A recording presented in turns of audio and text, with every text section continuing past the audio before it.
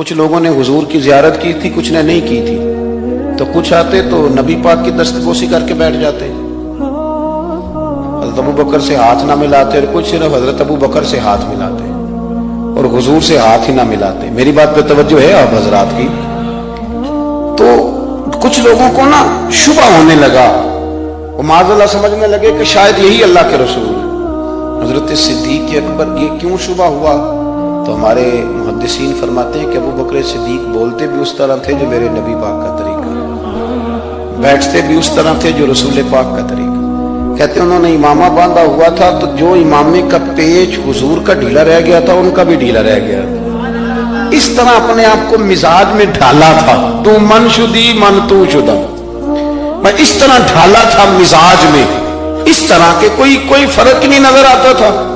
وہ کہتے ہیں جب حضرت ابو بکر صدیق نے دیکھا نا کہ لوگوں کو تو شک ہو رہا ہے، کوئی میرے ساتھ ہاتھ ملا کے بیٹھ جاتے، تو حضرت صدیق اکبر نے کہا کوئی ایسا کام کرنا چاہیے کہ پتہ چلے آقا کون ہے، غلام کون ہے۔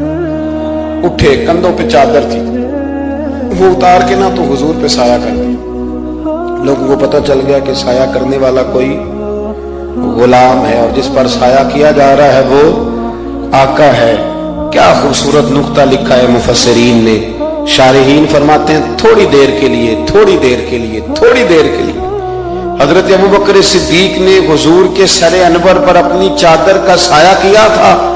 اللہ کے رسول نے احسان کا بدلہ یہ دیا، نیکی کا بدلہ یہ دیا کہ قیامت تک ان کی قبر پر اپنے گنبد کا سایہ فرما دیا، قیامت تک گنبد کا سایہ کر دیا ان کے مزار پر انوار۔ حضرت صدیق اکبر نے اپنے، اور ایک اور بات بھی، جو لوگ بہت زیادہ قریب رہنے لگتے ہیں نا وہ ادب آہستہ آہستہ چھوڑنے لگ جاتے ہیں، زیادہ نیڑے رہتے ہیں نا تو پھر آہستہ آہستہ ادب کا معاملہ، توجہ ہے میری بات پر؟ حضرت صدیق اکبر نا بڑا ہی قریب رہتے تھے، اور ان کا قریب رہنا نا نبی پاک پسند بھی کرتے تھے۔ نبی کریم سے پیار کیا تو پھر حضور کی اولاد سے بھی پیار کیا۔ شاہ عبدالعزیز محدث دہلوی کہتے ہیں عمر فاروق خطبہ دے رہے تھے تو امام حسن آ گئے۔ میری بات مکمل ہو گئی، بس ایک دو باتیں یاد آ گئی، میں نے کہا چلو کر دوں۔ شاہ عبدالعزیز صاحب محدث دہلوی یہاں یوں ترجمہ کر لیں کہ کبھی کبھی تقریر کرنے والے کو بھی مزہ زیادہ آنے لگ جاتا۔ شاہ عبدالعزیز صاحب محدث دہلوی رحمۃ اللہ تعالی علیہ فرماتے ہیں کہ حضرت صدیق اکبر جمعہ پڑھا رہے تھے تو امام حسن آ گئے مولا علی کے ساتھ۔ تو بچوں کو بڑا پتہ ہوتا ہے کہ یہ چیز میرے ابا جی کی ہے، یہ میری اماں جی کی ہے، بچے بڑا دھیان رکھتے ہیں۔ تو امام حسن آ گئے تو حضرت صدیق اکبر سے کہنے لگے نیچے اترو نا، ممبر تو میرے نانا کا ہے، مجھے صحیح بتانا کہ جمعے چھوڑ کے بچوں سے بھی باتیں ہوتی ہیں۔ 7-8 سال کے بچے تھے امام حسن، پر معمولی بچے نہیں تھے نا، حضور کے نواسے، نیچے اترے میرے نانا کا ممبر ہے۔ تو حضرت مولا علی نے پکڑا امام حسن کو، پتر ادھر بیٹھ نماز پڑھ۔ تو حضرت صدیق اکبر کہنے لگے علی آپ ہٹ جائیں نا، میرا اور حسن کا مسئلہ ہے، کرنے کا نا بات۔ تو امام حسن پھر کہنے لگے اترو نا نیچے، ممبر میرے نانا کا ہے۔ تو ابو بکر صدیق اتر کے کھڑے ہو گئے، ہاں اتر کے کھڑے ہو گئے، زمین پہ کھڑے ہو، کہنے لگے میرے نانا کا ممبر ہے۔ تو ابو بکر رو پڑے، کہنے لگے حسن اگر ممبر تیرے نانے کا ہے تو ابو بکر بھی تو تیرے نانے کا ہی ہے، یہ کس کا ہے، اس نے بھی تو نوکری کی ہے۔ تو امام حسن کہنے لگے اچھا چلو ٹھیک ہے، بیٹھے پھر پڑھائیں جمعہ۔